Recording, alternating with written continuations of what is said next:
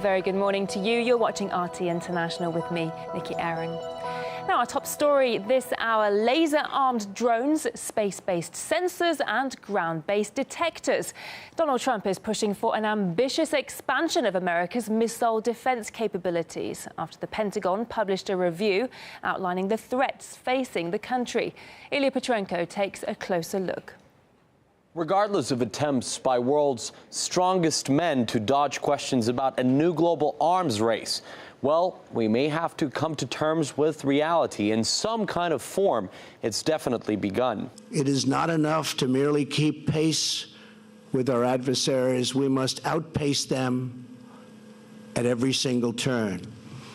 We must pursue the advanced technology and research to guarantee that the United States is always several steps ahead of those who would do us harm. We will always be at the forefront of everything. The U.S. withdrawal from the Anti-Ballistic Missile Treaty, which was the cornerstone in the field of non-proliferation of nuclear weapons and deterring an arms race, has forced us to respond by creating new weapons systems to overcome these missile defense systems. Now we hear that Russia has an advantage. Yes, that's true. There is no analog of this system in the world. America's just published the first review of its missile defense program in almost a decade. In it, besides plans to deploy 20 new ground-based interceptors in Alaska, as well as new radars and sensors, besides plans to use laser-armed drones and stealthy F-35 jets, the Donald Trump administration wants a leap in technological development. The president is keen to get a space force. Space is a new warfighting domain, with the Space Force leading the way. It's ultimately going to be a very, very big part of our defense and obviously of our offense.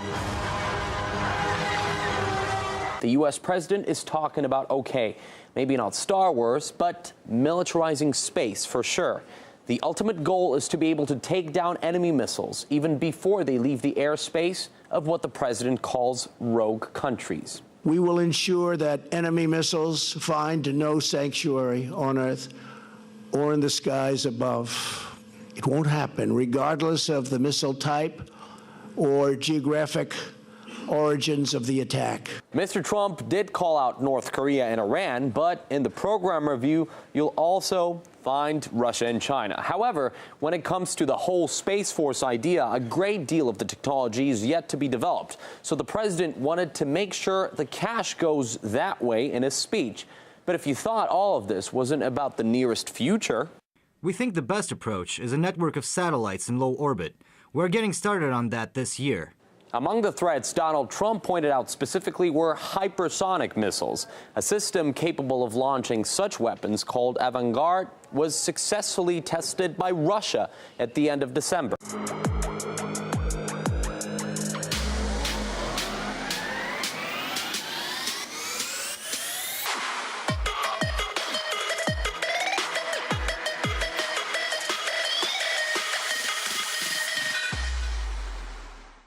The Avangard system is invulnerable to any current or prospective missile or air defense system of a potential enemy.